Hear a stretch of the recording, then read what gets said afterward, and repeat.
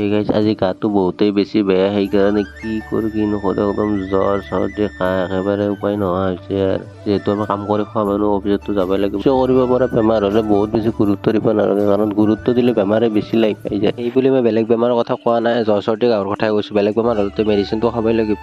যি নহওক বেমাৰ আজাৰ নোহোৱাকৈ থকাটোৱে সকলোৰে কাৰণে ভাল। এইখনে হৈছে এনেকুৱা পাহাৰ যিখন মানুহে বনোৱা, অনলি জাবৰৰ হয়। অল গুৱাহাটী জাবৰবোৰ ইয়াতে আনি কিনে জিএমচিৰ গাড়ী ইয়াতে ষ্টক কৰে। মাজে মাজে এনেকুৱা দুৰ্গন্ধ হয় মানে সহ্য কৰিব নোৱাৰি। আৰু হৈ গ'ল গধূলি, যিহেতু জ্বৰ চৰ্দি হৈছে, ম'মৰ চুপে পুৰা খাই দিলোঁ। এইবোৰ বস্তু খাই মই বহুতেই বেছি ভাল পাওঁ, কাৰণ বহুত চটপটা ন, সেইকাৰণে বহুতেই বেছি ভাল পাওঁ খাই কিনে। আৰু আহি কিনে ইয়াত খালোঁ ঘুগুনি পকৰা। দেখিলেই মানে কি খাওঁ কি নাখাওঁ লাগি যায়। দোকানত দেখিলেই হ'ল, খাৱাটো খামেই আৰু পকেটত পইচা থাকিলে। এতিয়া মাৰ কাৰণে লৈ ল'লোঁ এক প্লেট চাওমিন, যিহেতু মায়ে খাব নাপায় ঘৰতে থাকে, সেইকাৰণে লৈ ল'লোঁ। এয়া ঘৰ গৈ কিনে এয়া মায়ে জ্বলা পিঁয়াজ কাটি দিছে ধুনীয়াকৈ। ঘৰত ময়ে আনিছোঁ আৰু ময়ে নাখাম এইটো হ'বই নোৱাৰে। যি কি নহওক আজি